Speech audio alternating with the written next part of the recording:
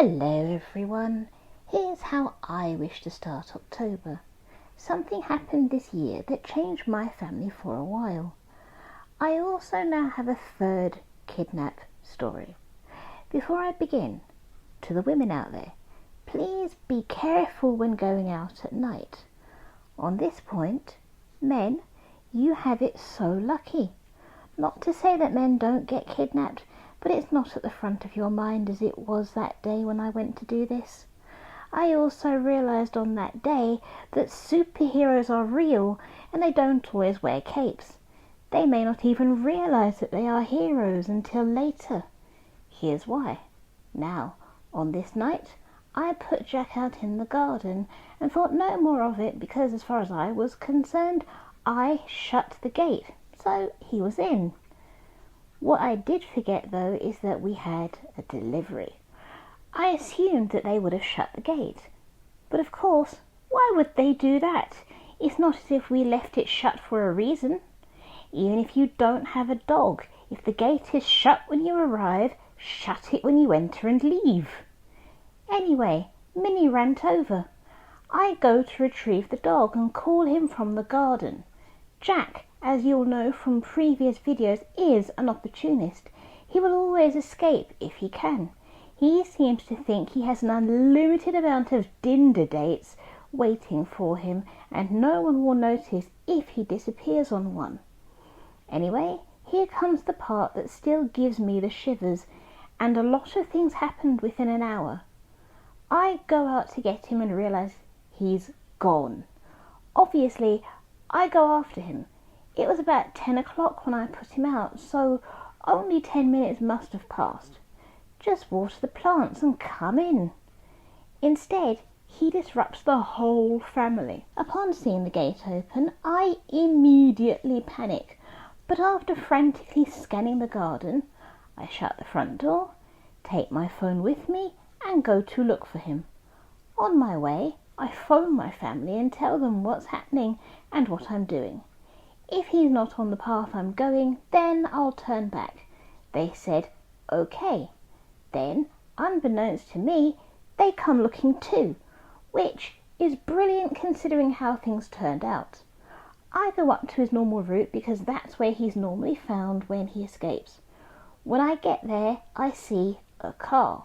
Now, I did what you normally do when you see people and you're looking for your dog. I asked them if they'd seen him. I asked from a very safe distance because I noticed that there is more than one of them. I am short, 5'2", and not the strongest. I ask and describe my dog. Their response is no, and that should have been the end of it. But if it was, I wouldn't have made this video. I go to leave. They know what my task is because I've just told them. But even knowing this information, they stop me one more time and ask me a very X-rated question. But I am not going to put it on YouTube because I like my channel.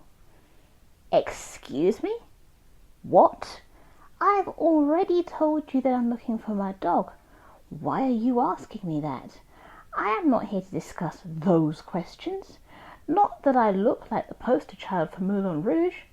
Just because I'm wearing red, they asked me when I went up to get the dog and they asked me when I came back without him.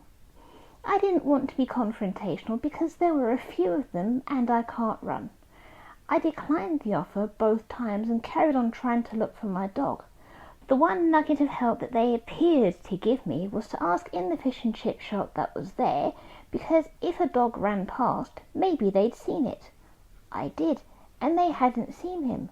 When they did ask the second time, as I was going home, a superhero in shorts and a t-shirt appeared, which terrified the life out of them and therefore made them not want to ask me any more questions.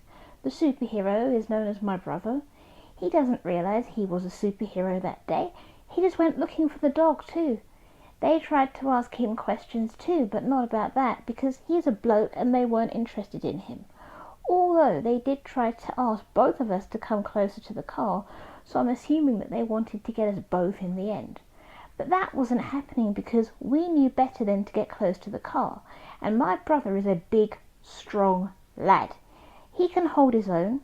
If not, he can certainly talk his way out of trouble, that's for sure. I looked a mess because I was looking for my dog. I was wearing a red hoodie and I don't even know if I had tidy clothing on, and because of my sensory disorder, it may not even have been the neatest. I did not look like I was in that profession. I looked like a woman frantically looking for her dog at 10 o'clock. But not just that. I also specifically stated that was my purpose. When they realised that I was not going to do that, they asked a few more creepy questions, including, would I like a job? And we all know what that job would have been. And the thing is, they were polite enough, but my brother didn't trust them, and he remembered them, which I will explain why that was important in a minute. After that, I turned back to go home because my vision isn't good, and I'm not crossing the road by myself. But here's the thing. When I was about to leave, they tried it again with another woman. What? But here comes the freaky part. Remember I told you that my brother remembered them? Well, he saw the car again, opposite our house. Just there. Again, my brother noticed it when he went out in the morning. He recognised it. He's like, nope. Now, I did point to the road because obviously I was assuming that if they were good, they would tell me where he was and I would meet them to get my dog back. Now, before I tell you about the dog, I'm going to say that my mum, upon hearing the whole story from me and my brother, banned me from leaving the house for about a month. I was very upset about this because I have a schedule that I like to keep, but I do also understand when the stress is all and done, she is just trying to keep me safe. I did have a bit of a panic, but when the panic had gone, I understood completely where she was coming from. But now we go back to the dog, because you may be wondering, where was he all this time? I'll tell you where he was. When I came home after I left my brother, he was at the gate, waiting to get into the house. I have just been propositioned one out looking for him, not once, but twice. And if that had happened and he had been there, he would have defended me. But no, he decided to go lady hunting instead. He was looking at me like, can I come in? Oh, he was going to come in all right, and we were going to have a lovely conversation about going on dates and not telling your mum at 10 o'clock at night. So anyway, I'm okay. I came out of this completely unharmed. Thank goodness for my brother. I don't know what I would have done without him to this day. The dog has no idea of the havoc that he caused. The car that was outside our house left after about a week. I finally regained my confidence and began to leave the house again. By the way, the dog was completely unharmed when I saw him. He still had his harness on, and it was as if he just stepped out to look for me.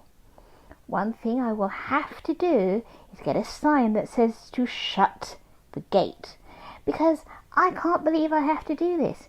If I see someone's gate is shut when I go through it, I shut it when I leave. I shut it, but some people don't.